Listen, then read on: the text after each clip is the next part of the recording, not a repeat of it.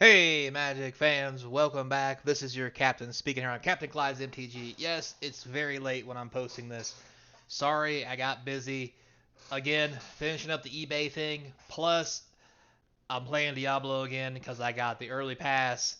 so, um, I'm gonna muster up. I'll probably stream some Diablo for you guys if you really want to watch some Diablo play Sunday. Saturday, there's a small con I want to go to. I'm gonna hit dinner with the wife, hit the casino. Plus, I gotta squeeze everything else in. Probably play a little Diablo when I'm all said and done. But Sunday, I'll have time to stream Diablo, and I promise tomorrow it'll probably be another late day, honestly, when I post this because gambling, you know, it's just how it is. Yeah, so you'll have that.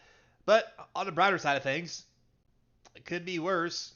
I mean, Wizards of the Coast could be, you know, charging us out the butt for this product. Oh, wait. So anyway, don't forget, comment, like, subscribe. Helps out the channel. So here we go for the leaks for Lord of the Rings. We have the Ringo South. Well, a lot of things going south these days. Anyway, green and 3 sorcery. The ring tempts you. Reveal cards from the top of your library until you reveal X lands, where X is the number of legendary creatures you control. Put the lands onto the battlefield tap, the rest in the bottom library random order. That is a really weird land search spell, and it's rare. That just seems awful. I mean, at best, you're good to get 2, probably 3 if you're lucky. I mean, who knows? Maybe it'll be good, but I just don't see it. Who knows? Prove me wrong, Commanders. All right. We have Rise of the Witch King. Black, green, and 2 for a sorcery, because why would it be a creature?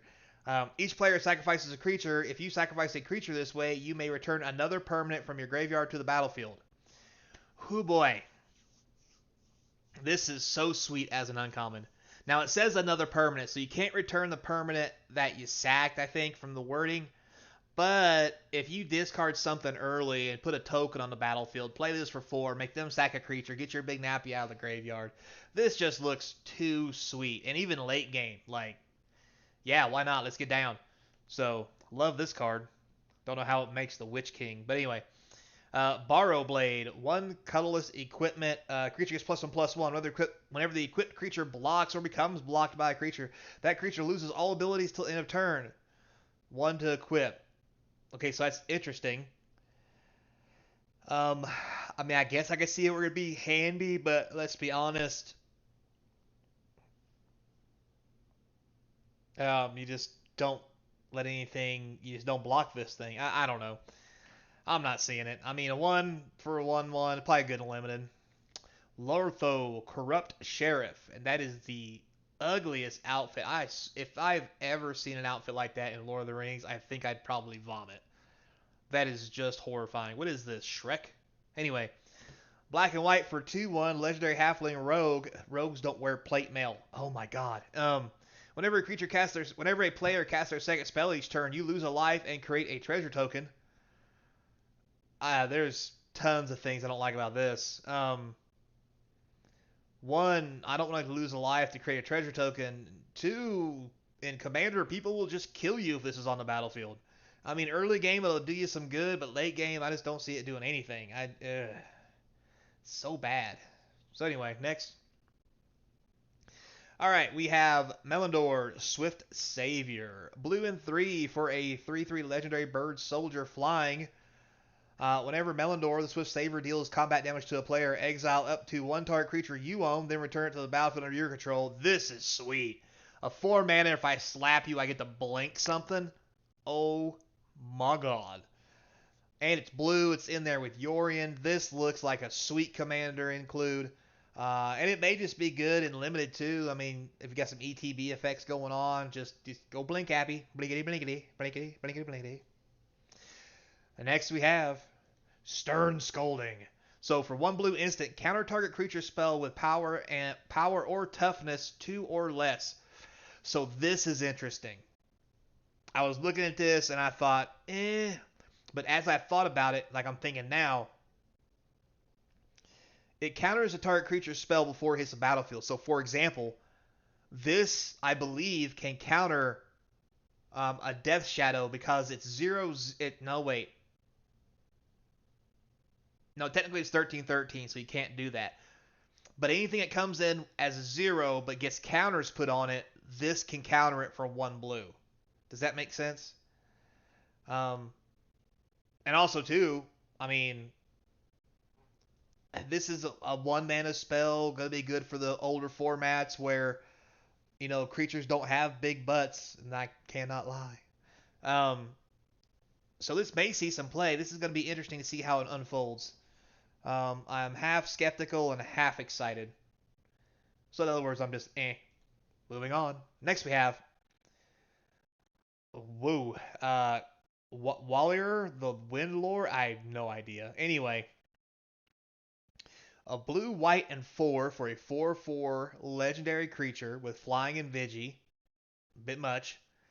Spell costs 2 less to cast if you have drawn 2 or more cards this turn. Alright, so if you opt, this becomes 4. So for 5 mana, you get a 4/4 Vigi Flyer and you draw a card with 2 cards. Other birds you control have Vigilance. I mean, maybe Commander. Definitely Limited. It's good enough for Limited. That might be about it. Alright, moving on. Next we have Gloin, Dwarf Envoy. And he is coming in round by the pound. Red and 2 for a 3/3. Legendary Dwarf Envoy. Okay. Whenever you cast a historic spell, create a treasure token. This ability triggers only once each turn. Tap, sacrifice a treasure, goad target creature. So this is definitely just a commander card. Just because goad's not going to do a whole lot in normal circumstances. But the ability to make a treasure by just casting a historic spell, it just seems great. I like this. Next we have Gimlis Fury. Oh yeah, a little round man, little ball of hate. Anyway, red and 1 instant. Target creature gets +3/+2 to end of turn. If it's legendary, it also gains trample. I mean, for a common, you're getting a lot, so it's not terrible. It's surely not a common giant growth for 1 green. But don't bum. Anyway, moving on. The next card we have is the Troll of Kadzadun. They've got a troll. So black and 5. Ooh, that's a lot. For a 6/5, it can't be blocked except by 3 or more creatures. That's kind of funny. And swamp cycling. All right, so that makes it all better. The whole 3 or more creatures thing kind of helps because you can always get in with it. The ability to swamp cycle with it, phenomenal. Again, it's a 6/5, another great big beater. That may see its way into a living end deck. I know it's not a cycling card, but sometimes you just need to go get your land. Swamp's not normally one of them, but the cycling ability for land, I'm sure a couple of those might end up in the decks. So moving on. Next we have Legolas, Counter of Kills. So blue green. Anyway, blue green and 2 for a 2/3 elf archer with reach. Ooh. Whenever you scry, if Legolas Counter of Kills is tapped, you may untap it. Do this only once each turn. Whenever a creature an opponent controls dies, put a +1/+1 counter on him. This is very underwhelming. I don't even know what to say about this other than Like for 4 mana, it's a 2/3. This is obviously a limited card. You get to untap it if you scry, but there's so much about this card, it's just awkward. Anyway, moving on. Next, we have Gimli, the Counter of Kills. Red and 3 for a 4/3 of trample. Whenever a creature an opponent controls dies, Gimli counter kills deals 1 damage to that creature's controller. Now, this is a good 4 mana creature. With Legolas taking down a giant elephant, I don't know why his card wasn't better, but Gimli's is pretty cool. I'm not gonna lie. Next, we have Press the Enemy. 2 blue and 2 instant. Return target spell or non-land permanent an opponent controls to their hand. You may cast an instant or sorcery spell with equal or lesser mana value from your hand without paying its mana cost. This is sweet. This is a free counter spell / bounce.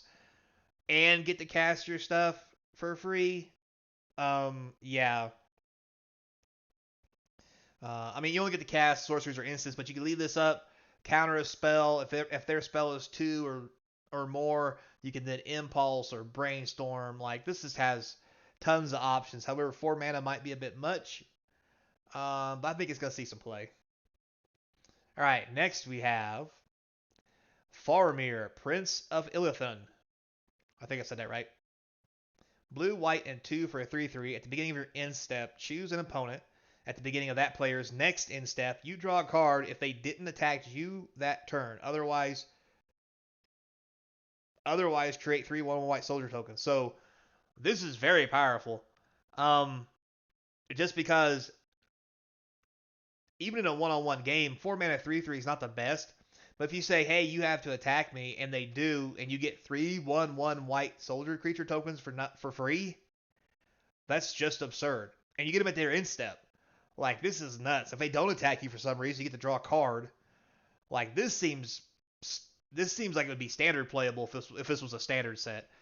Easily playable, I think, in Commander. I don't think it's going to see anything outside of that. It is a human. Maybe a one of in a human deck. 4 mana is so high, though. I do like this card, though. I think it has some possibilities. So, there is that. So with that said, guys, thanks a lot. Sorry for the late post. That's all the leaks we have for today. 6-2 for Lord of the Rings. Till next time, be kind. Don't forget to hit me up in the eBay store to help support the channel. And I hope I see you across from the game table. It definitely won't be tomorrow, though, because tomorrow we're going to be getting down into the casino and the con and get some food. Fat kid got to eat.